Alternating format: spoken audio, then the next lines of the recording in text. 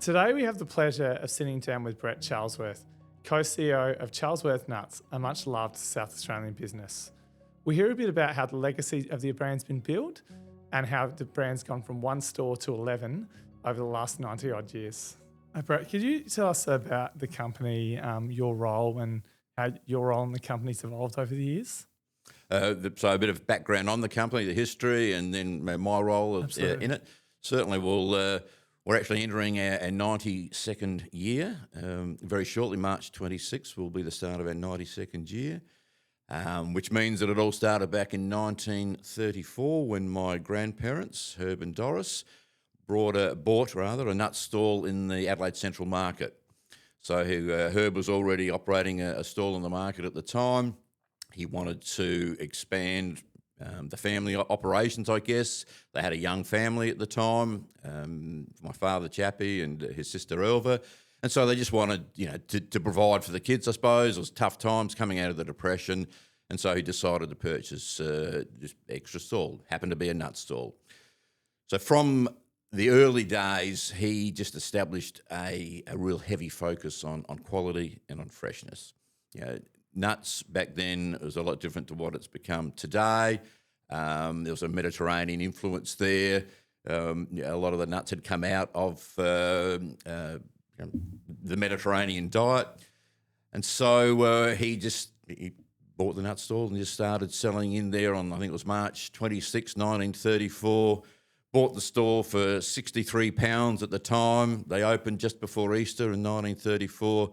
Took £3 trading, and he said to his wife Doris, £3. Look, we've really made it. We're on our way, type thing. So that was the start. Through the 30s, through the 40s, obviously the family grew. They continued to trade in the market. My father, Chappie, went off and served in the Navy in World War II. The war ended. He saw himself being a Navy career person. That's what he'd set his sights on, travel the world, stay in the Navy, visit all the exotic ports around the world. But it was in about 1948, I think, that he got a letter from his father saying that he'd fallen ill and he needed Chappie, my father, to come home and help run the business. So Dad very reluctantly did that, came home out of duty to run the business, which is still just based in the market. And despite the fact that he didn't really want to be there, did an absolutely amazing job. He took the quality and freshness to the next level. He always was a perfectionist. He was obsessive about quality and freshness. But the other big thing he did during that time was to introduce hot nuts into the central market. And we'll probably talk about that a little bit later, but that was a real key moment in the company's development, and that became a real feature of what we do to this very day. So he ran the business through the 50s, 60s, into the 70s, and it was at that point later in the 70s where my brother Mark and I got involved. I came straight out of school and went straight into the business, straight out of high school. Mark did a business degree. And then that was the start of the last 50 years for me. I'm into my 50th year now, involved with the business, and I love it. Just unlike Dad, who felt compelled to do it, did it out of duty. Mark and I love being involved in the business, and have taken it to where it is today. Excellent. So on that journey, Brett, what are, I guess, some of the key milestones in growth of the business? You sort of spoke to introducing hot nuts into the central market. Yep. Was there anything else in particular that I guess was one of those pinnacle moments in growth for the business? So it's been a few. I guess the starting point is, that in the early days, just that immediate focus on quality and freshness. We called ourselves the nut specialists, and that's what we continue to think of ourselves of. That's what we specialise in. That's what we do best. So that's I guess, is the first milestone in a sense. The second thing, yes, introducing the hot nuts. So nuts that were cooked, and in particular peanuts at the time, cooked in big roasters in the central market stall, on site. It was something that wasn't happening anywhere else. And you talk to some people who were around in those days and beyond, because it obviously still goes on today. They talk about the smell of hot roasting nuts in the central market. And I remember as a kid often going into the market and as soon as you step foot inside, there was this aroma that even for me who was used to it, it just grabbed you immediately and sort of led you by the nose and led you to our stall. And I think that's one of the major differences that we had then and still have now. It's just that smell of the hot roasting nuts, the beautiful taste of warm nuts. Nuts taste great at any time, but when they're hot and warm like that, it's just, something extra special. So the smell, the flavour, that's been a real cornerstone to the business. I guess a milestone moment when he introduced it back in the 1950s. And the other major milestone, I guess, because for a long, long time it was just the one store, the Central Market store, from 1934 until 1974. And at that point, Mark and I, we hadn't entered the business yet, but we had shown interest. And so Dad decided to open another store, and that was at Marion. So after 40 years, we've opened a second store at the Marion Shopping Centre. And that was a milestone because that store has gone on to become our absolute biggest and busiest store and remains so today. And then the last, what I'd call real major milestone, was just that transition from the second generation, so Dad's generation, to Mark and I.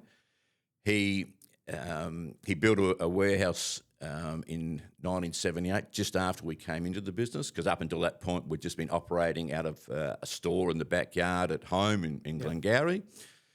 And so he built this, what at the time was a massive warehouse, probably 100 times bigger than what we needed it to be. As I said earlier, he didn't really want to be involved in the business, so at the first opportunity he said, he exited. But he supplied this for us, built this big warehouse, and basically he just said, okay, boys, I've done my bit, now it's over to you. And so as young men just in our late teens, we took this on, and just things started to go from there. It was like having a clean slate. Dad wasn't involved. That's not ideal in some ways. And when I say wasn't involved, he did still a lot of values in us. He was there behind the scenes if we needed him, but day to day he just had no real involvement. So here we are as guys in our late teens with this massive big new warehouse that's been built for us. Nothing in it, literally nothing in it. There was a card table in the front office and an old wooden table out the back. That was literally it. And so we had this clean slate we could play with. And so we started playing with things like, let's maybe try and glaze some nuts, toffee coat some nuts. So we'll start doing that. How do we go about that? So we looked into that and started doing that. Then we thought, rather than buying in a few chocolate-coated products, which we did at the time, why don't we start chocolate coating ourselves? I don't mean ourselves, I mean our nuts. So we started doing that. We started chocolate coating. We started inventing all these wild and wonderful new mixtures of nuts. We started introducing new flavours and seasonings. And one of the biggest things we did at that time was to introduce a gift range, which we hadn't really done previously. And I remember in the first Christmas that we did that, Christmas obviously being the busiest time of year, 1983 I think it was, we introduced 2 gifts, sold about 2,000 of them in total. Thought, wow, that's incredible, 2,000 gifts. But the range has just grown and developed over the years to the point where this last Christmas past, the range itself was almost 100 different gift lines, and we sold almost 200,000 gifts. And when you consider the population of Adelaide, South Australia, 200,000 gifts represents a pretty large percentage of people here getting a Charlesworth Nuts gift for Christmas. So, there's some of the milestones along the way. So, Brett, before the podcast, we had a conversation and you noted to us that your father had instilled what was called the Charlesworth Way as a set of I guess, guiding set of values and principles for the company. So can you explain that in a little bit more detail and I guess how those values have influenced both the company's culture and the long-term success today? Okay. So the Charlesworth Way itself wasn't established until later in the business. However, every business has a culture, and that culture is based around the values of the leaders, and in our case it's my father and grandfather. So the values were there from day one, and we've already talked a lot about quality and freshness. my father had an obsession for excellence, for perfection. He had really, really high standards. Mark and I have an absolute passion for customer service. So along the way, all of these things, all of our various values and beliefs, get merged along the way. That influences the business itself. From that, a culture grows. And it wasn't until, so in the 1980s, we started articulating the culture more and articulating our values to our team, because I guess when you're only working with a small team, you're working side by side with people. Those values are shared day by day. You talk about them, you act them out. You lead by example. But as a business grows and grows, and with ours, at our busiest, we're up to about 300 people. We're spread over 11 locations. So the trying to lead by example with those cultures face to face, person to person, becomes more and more challenging. So what we started to do was, let's articulate our values and share them around through communication. We did that through the 1980s and 90s. But then later in the 2000s, just took that to another level. So we involved all the people in the business at the time, asked them, among a lot of other things, but just asked them, how do they see the company? How do they view it? What's important to them? And what we found at the time is a lot of people were saying, oh, well, it's the Charlesworth way to do such and such, but it's not the Charlesworth way to do something else. And so from that, we then started to put together a clearly articulated document based around values, mission, and purpose. So, and that became then known as the Charlesworth Way. So it was really just putting down into a document what we were already practicing, but putting it into a document so it can be shared more, it can be put up on the walls, people can reference it. But what then becomes really, really critical is that you can't just be a sheet of paper up on the wall in a frame. You can reference that, but unless you're living that out every day, acting on it, walking the talk, all those sorts of things, then all it is a bit of paper up on the wall. So that's the key to, and I've seen that in a lot of businesses, where they talk about their vision and their purpose and their values, and then you see them acting things out day to day that are completely different to that. So it is really challenging, and the bigger you get, and we're not a big company by any means, but 300 people, 11 locations, that's a challenge in itself. But we just need to make sure that the leaders, so myself and my family in the first instance, our leaders throughout the company, our managers, they all need to be following the Charlesworth Way and believing in it in the first place. So another key to that is that you only recruit people who share your values. You can teach them skills and give them experience, but it's very rare you'll change their values. So that's how the Charlesworth Way, the term, originated, but it just reflected values that had been within the business for the whole 92 years.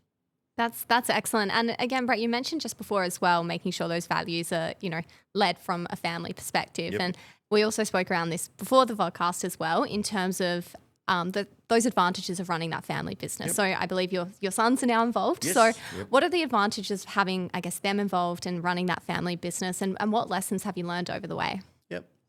So family businesses, there's some great family businesses, and there's some family businesses that just implode. And so just being a family business doesn't necessarily have any great advantages over being a non-family business. What it all gets back to in the end is how everybody communicates with each other and interacts with each other, and having shared respect, which is our number one value. Respect is the most important thing, whether it's family or non-family. One of the advantages for me is that I love what I do. I love working with my sons. We get on very well, so you get to share a common goal with your sons day by day, and all the people around them as well, and just sharing in those goals, achieving them as you go along, getting challenged, getting knocked down every now and again, getting up from being knocked down, just overcoming those challenges. When you're sharing that with people who you love and respect, it's a fantastic thing. Business, it's really important, business obviously, to have a healthy bottom line. If you don't have a healthy bottom line, then you're probably not going to be in business for very long. But I think some businesses get too focused on the bottom line, and it's let's improve the bottom line at all costs. Well, I think you put your values first. If your values are strong enough and your business acumen is good enough, then you will have success, and your bottom line will be healthy. But if that becomes your number one focus, then you can compromise a lot of your values along the way. But family businesses are great if they work. They're not so great if they don't work. Brett, the brand holds a special place in the hearts of many South Australians. What has kept your customers so loyal over the years? For me, a lot of things in life just gets down to some pretty basic, some pretty simple things. Number one, you've got to have a good product. We have a good product. We're very passionate about it. I've said earlier, we've always considered ourselves to be the specialists in this area. A lot of people sell our sort of product, but like anything, I guess, it can be, if it's good quality, you buy high quality, you keep it fresh, you look after it, and that becomes an absolute passion, then customers obviously appreciate that. They, the feedback that we get about our product and how much people love them is fantastic. And these days there's such a big range, the savoury, the spicy, but then we've got the sweet and the chocolate. Everyone, one of the things that comes through really strongly is that everyone has a favourite. They'll either tell you, when you meet somebody, they'll say, g'day, Brett Charlesworth, you're from Charlesworth Nuts, yes, and then it's immediately into what their favourite product is. Everyone has a favourite, or two or three sometimes. So that's number one. I guess the quality and the freshness and the consistency of that, because you've got to keep delivering on that. If you don't deliver on it, people certainly soon pick up on it. So keeping that consistency over 90 years and 4 generations now, is really challenging. But the other thing is, and whenever I say it sounds like a cliche, but we love our customers. We're into our 4th generation. A lot of our customers are into their 4th generation, particularly at the market. And a lot of our team, for that matter, we have multi-generational team members, 2nd and 3rd generations. So, if you genuinely care about your customers, you want to look after them, you want to provide them with a good product. Well, over time, and I guess that's the other thing with the longevity, people just know they can rely on you, know what they're going to get, and they remain loyal to your brand. And as long as you keep delivering, that will always be the case. And I think the strength of our brand today is the greatest strength that we do have as a company, just how well that it is loved. And there's nothing that gives me more pleasure than knowing that our customers love our brand. And with all your physical stores being based in South Australia, obviously do a bit of online trade as well to other states. What do you see as being some of the advantages of being that South Australian-based business? So from a business point of view, for our business, I'm not sure there's a great advantage in being based in South Australia, other than the fact that we love South Australia. So that's the advantage. It's not a business advantage; it's a lifestyle advantage. But what online allows us to do, obviously, is to get our product out all around Australia, which we've been working on for quite a few years now. It's an area that's getting bigger and bigger and bigger, and it does give us that growth opportunity whilst remaining based in South Australia, and at this stage, not taking any of our stores physically interstate. It's certainly been discussed over the years. It's something that I wouldn't rule out completely, because we know that they would be successful. But as I said, that becomes more of a lifestyle decision as I start to wind down my career in the business, and not that I'm planning retiring anytime soon, but winding down the current generation that's there, led by my son Kane, and we've got a great group of leaders in that generation. That will become a decision for them going forward, and we'll see where that leads. It could stay the way that it is now, or it might be an opportunity that we choose to take up a little bit further down the track. So, Brett, can you please explain to us how the business has adapted to, I guess, consumer preferences, tastes, expectations, etc.? I sort of categorise things in two ways. Our customers either have their old favourites, or they're just keen to try something new. And there's a place, a very important place for both of those things. Mm-hmm. Sometimes the old favourites get taken for granted by businesses, and sometimes too much emphasis is placed on the new. And for me, that's about finding the right balance between those things. You need both. I think if you focus too heavily on one or the other, too heavily on the old favourites, you're not doing any innovating, you're not trying new things, and then you become a little bit stale after a while. If you put too much of a focus on the new things and neglect the old favourites, well, you're upsetting people. They love their old favourites, and if you deny them that, then you're going to upset quite a few people. So it's just a matter of experimenting with those different things. Keep on reinforcing the old favourites. Keep on introducing something new.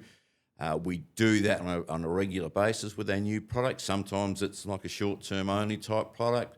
And the really successful ones of those become ongoing. One thing you've really got to learn is not to be arrogant and think that you know what your customers want. It's very much about trying things, and at the end of the day, allowing the customer to decide what it is they really like, and you've got to be open to that and be listening to that. A number of times over the years we've experimented with a particular product, thought, we're onto a winner here, this is fantastic. You get it out there, and for whatever reason, it's not taken up.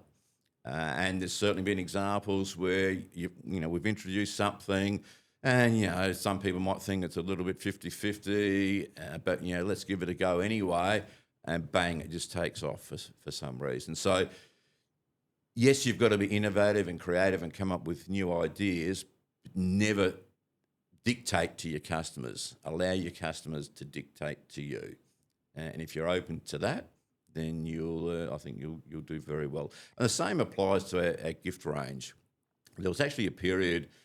So our gifts started in the 1980s. They took off, going really well, and being the high standard type company that we are, we thought, let's get a little bit more creative with our gifts. And we started introducing cheese boards with nuts on them and wrapped up in cellophane and glassware and tinware and all sorts of fancy things. And obviously the fancier that the base is that you put the products into, the more expensive it becomes. And they looked fantastic, and we came up with some great innovative names for them, but they flopped. Because and the lesson we learned out of all of that was that people really, when they're buying one of our gifts, it's all about the product. Yes, they want it to look nice and have a beautiful presentation, but we needed to keep that simple. We needed to keep the packaging costs as low as we possibly could, so that they're getting more product and paying less for the glassware and the tinware and the fancy stuff. They just wanted the product and wanted it to look good.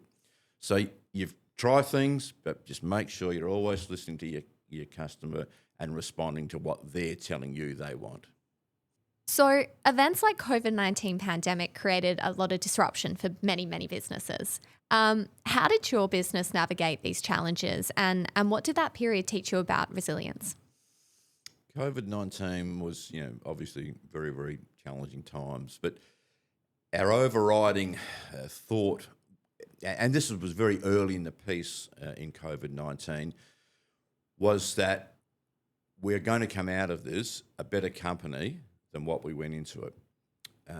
And you do that with a lot of challenges over the years. There are opportunities to learn and to improve. And, COVID was a challenge for absolutely everybody. But at the end of the day, it was an opportunity to learn and improve. And some companies did that really well, and some companies couldn't do that. So we went into it examining, what we do. We refocused on what was really important. We let the things go that weren't as critical. But one of the most important things that we did was our highest priority was to look after our team. Everyone was worried, everyone was scared, everyone had fears. And the more we could do to allay those fears amongst our team, we thought would be really important. Because to get through any tough time, you've got to be pulling together. And to pull together, you need to be communicating, sharing those fears, talking about what we're going to be doing, get clear direction going forward.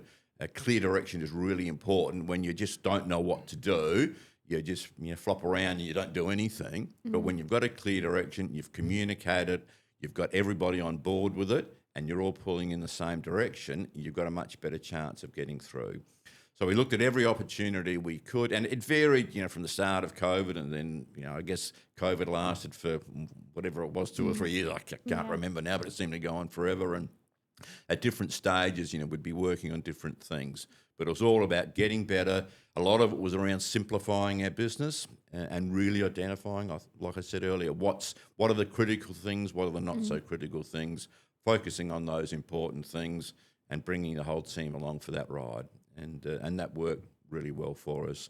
And you talk about resilience. Well, COVID was a classic example of needing to be resilient. And resilience is a really important quality in business, because if you go into a business and think you're not going to get knocked down, you're kidding yourself. And if you look at those opportunities, those challenges as things to learn from, I've got a massive belief in turning negatives into positives, and it's something that I could give 100 different examples of where that has happened. And you've got to have that as a mindset. Until you have that as a mindset, you won't find the positive. But if you see something that's really challenging, and then you think, okay, well, how can I flip this and turn this to our advantage? Then all of a sudden, some opportunities start to open up, and you start working on it. But you've got to be resilient. You've got to get through those tough times and get better from them. Not just get through them, you've got to get better from them. So you're going to be challenged. If you're not up for the challenge, don't go into business. How has learning on the job shaped your leadership style, Brett? And I guess what sort of advice would you give to someone starting or working in a growing business? So learning on the job for me was the best way I learned. Mm-hmm. I guess everyone has different learning styles, but for me that was the best way. My brother Mark did a business degree at uni for 3 or 4 years, I think it was. Came into the business a little bit later than me, even though he's a couple of years older because he was doing his degree. He came into the business a little bit later than me. But he bought into the business, obviously, that business degree background. I learned on the job, which suited me. His role in the business was more around finance. Mine was more around day-to-day operations and everything that entails. But learning at the job, and I literally started working in the Central Market store the day after I finished high school exams. I rocked up there, I think it was 5 o'clock on a Thursday morning. There was a lady there named Nadine who worked with us for almost 40 years. Managing the store at the time, and she was a hard taskmaster, beautiful lady, an absolute legend in the company, and she taught me a lot about hard work and just the basics. So learning on the job like that, dealing with customers from day one, and at the market where the atmosphere is just so fantastic at the market, the characters who work there, the characters amongst your customers and within our own team. As a young, I think I was 16 or 17 at the time, as a young man, you learn so much from that. Part of what I learned was leading by example. That's my natural leadership style. So over the years, I'm not afraid to do anything within the business. I've done all the jobs. I don't mind getting my hands dirty. In fact, I think that's really important to do, still do today. So for me, learning on the job just taught me all those sorts of things, exposed me to a lot of different people, taught me to be humble, taught me to listen, and you pick up so much along the way. So obviously academic learning is really important, but you can, by talking to other people, and I've done a lot of that over the years, just sort the knowledge of other people. That's how I acquire my knowledge, as opposed to that academic background that a lot of people find useful. So at the end of the day, I think it's got to be a combination of both, but mine was definitely just learning on the job. So, Brett, in our office, Charlesworth Nuts are featured heavily as a snack on a daily basis. I know Josh's favourite is the salted cashews, and I am a lover of the raw macadamias. So I guess what we're keen to know is, what's your favourite product? Well, I can't narrow it down to one. I like savoury products. So I've always loved salted peanuts, which is, a really, really basic line. When you talk about peanuts, it's sort of, I don't know, people tend to think of it as the real basic, cheaper line of nuts and whatever. But for me, the flavour is sensational. I love salted peanuts. At the other end of the price scale, I love salted macadamias. They're just so buttery and oily and they're flavoursome, and I love the salt. So they're my two favourite savoury products. But I've also developed a real addiction, I wouldn't mind saying, for what we call our raspberry lollichocs. So it's a milk chocolate product. So it's a raspberry centre, a raspberry lolly centre coated with milk chocolate. And I treat myself to 8 or 9 of those every night. That's my little nighttime snack. And I don't know, I just find those a beautiful flavour. Because it's a soft lolly centre, it tends just to melt in your mouth as you're chewing into it, and the flavour lasts a lot longer. So one of those can, you might be chewing on that for a minute or so and taking all that flavour in. And so if you're having 8 or 9, that's 8 or 9 or 10 very good minutes at night time. So they're my 3 favourite. Thank you, Brett, for the insightful conversation today. If you'd like to see a little bit more about our vodcast, check out our Spotify channel or go to our website, elevatemc.com.au.